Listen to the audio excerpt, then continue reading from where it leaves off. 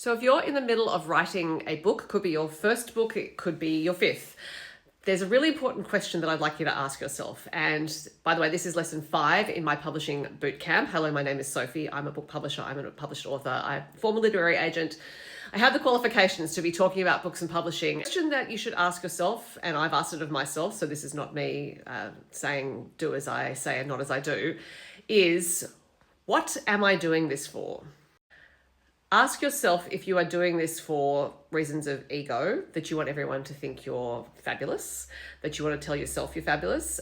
Are you doing it because you think it's going to bring you fame and riches? Because it probably won't. Are you doing it because you just want to express yourself? This is not an invalid reason, but there is a really big difference between writing that is just for self-expression and writing that is destined for publication to reach other people.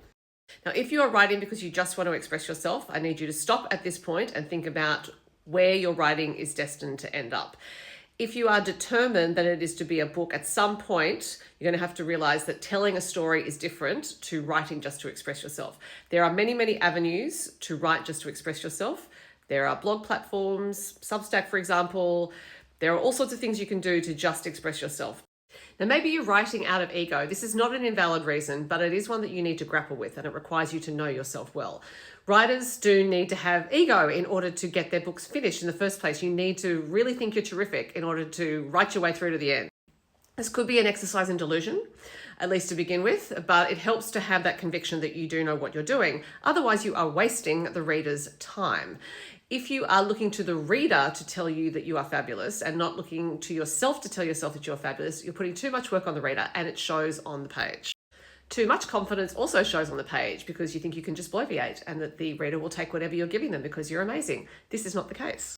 You have to be sure enough of yourself to not worry about what other people think of you. Now, this is a very hard piece of work for most people to grapple with, but it's very important because you have to be able to serve the story. If you are writing a novel, and I'm talking mainly to novelists, I think, you need to be able to be sure enough of yourself that you can put yourself aside and serve the story. Because serving the story is what it's all about if you want to tell stories to other people.